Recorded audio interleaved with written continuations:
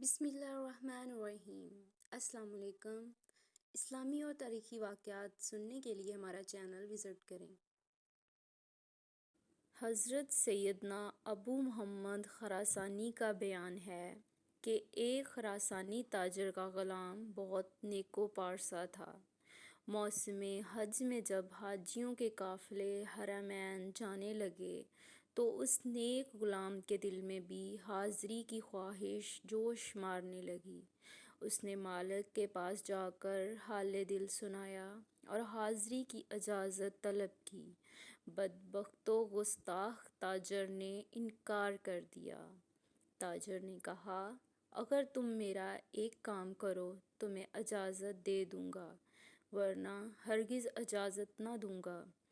پکا وعدہ کرو کہ تم وہ کام کرو گے۔ غلام نے کہا، کیا کام ہے؟ بدبخت تاجر بولا، جب روضہ رسول صلی اللہ علیہ وسلم پر جاؤ تو وہاں جا کر یہ کہنا، اے اللہ کے رسول، میرے آقا نے یہ پیغام بھجوایا ہے کہ میں آپ کے دونوں دوستوں حضرت ابوبکر صدیق اور حضرت عمر فاروق سے بیزار ہوں۔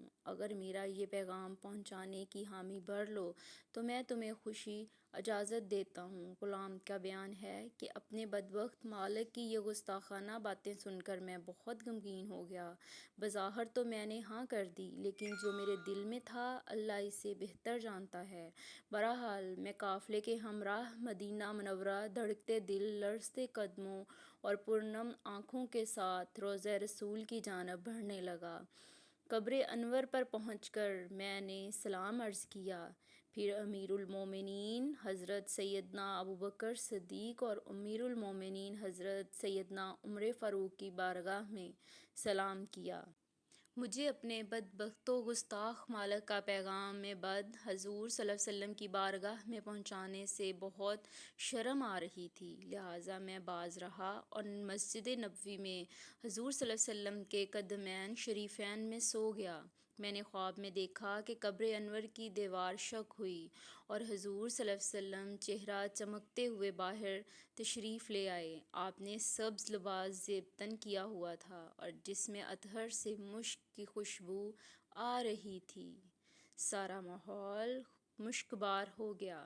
حضور نبی کریم کی دائیں جانب امیر المومنین حضرت ابوبکر صدیق اور بائیں جانب امیر المومنین حضرت عمر فاروق تھے۔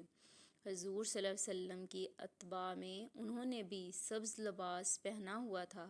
آپ نے میری طرف متوجہ ہو کر ارشاد فرمایا، اے عقل مند شخص، تو نے اپنے مالک کا پیغام ہم تک کیوں نہیں پہنچایا؟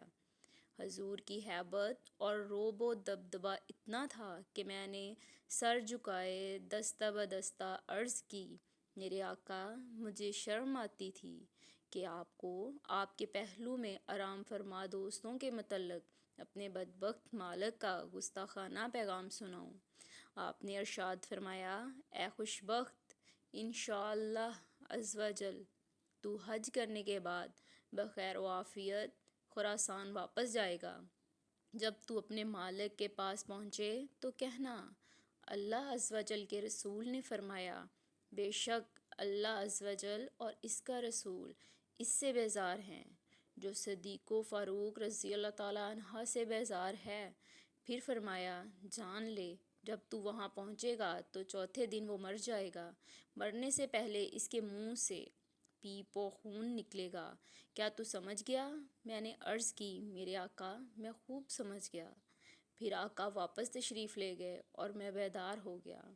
پھر میں نے حج کیا اور واپس خراسان آ گیا۔ میرے بدبخت مالک نے 2 دن تک مجھ سے کوئی بات نہ کی۔ تیسرے دن پوچھنے لگا، میرا پیغام پہنچایا یا نہیں؟ میں نے کہا، میں نے تمہارا کام پورا کر دیا۔ کہا، وہاں سے کیا جواب ملا؟ میں نے کہا، اگر وہاں سے ملا ہوا پیغام نہ سنوں تو تمہارے لیے بہتر ہے۔ کہنے لگا، نہیں، مجھے بتاؤ تمہارے ساتھ کیا واقعہ پیش آیا۔ میں نے واقعہ سنانا شروع کیا۔ جب میں نے یہ بتایا کہ رسول اللہ صلی اللہ علیہ وسلم نے فرمایا، اپنے مالک سے کہہ دینا کہ اللہ اور اس کا رسول اس سے بیزار ہیں، جو میرے دونوں دوستوں صدیق و فاروق سے بیزار ہے۔ تو میری بات سن کر وہ بدبخت تو نامراد کہکے مار کر ہنسنے لگا۔ پھر اس طرح بکواس کی، ہم ان سے بیزار ہیں اور وہ ہم سے بیزار ہو گئے، اب ہم سکون سے رہیں گے۔ اس بدبخت کی یہ بات سن کر میں نے دل میں کہا، اے اللہ عز و جل کے دشمن، جلد ہی تو اپنے انجام کو پہنچنے والا ہے۔ حضور صلی اللہ علیہ وسلم کے فرمان کے عین مطابق چوتھے دن اس بدبخت کے چہرے پر گندے پھوڑے نکل آئے اور اس کے منہ سے پیپ و خون بہنے لگا۔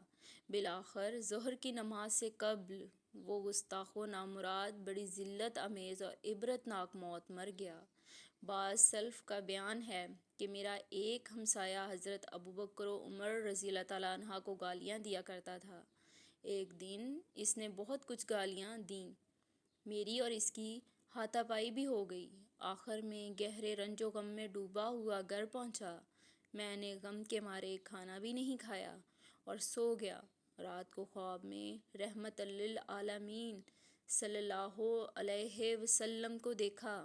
میں نے آپ سے صلی اللہ علیہ وسلم سے شکایت کی کہ فلاں آپ کے صحابہ کو گالیاں دیتا ہے۔ پوچھا کس کو؟ میں نے کہا حضرت ابوبکر و عمر رضی اللہ تعالیٰ عنہ کو۔ آپ صلی اللہ علیہ وسلم نے مجھے چھری دی کہ اسے ذبح کرو، چنانچہ میں نے چھری لی اور اسے الٹا کر خواب ہی میں ذبح کر دیا۔ میرا ہاتھ خون میں بھر گیا۔ میں نے چھری زمین پر ڈال دی اور زمین سے ہاتھ پونچھنے لگا کہ آنکھ کھل گئی۔ سنا تو اس کے گھر سے رونے کی آوازیں آ رہی تھیں۔ میں نے پوچھا یہ کیسی چیخ و پکار ہے؟ لوگ بولے فلاں شخص مر گیا۔ صبح کو میں نے آ کر اسے دیکھا تو ذبح کی جگہ نشان موجود تھا۔ Thanks for watching. For more stories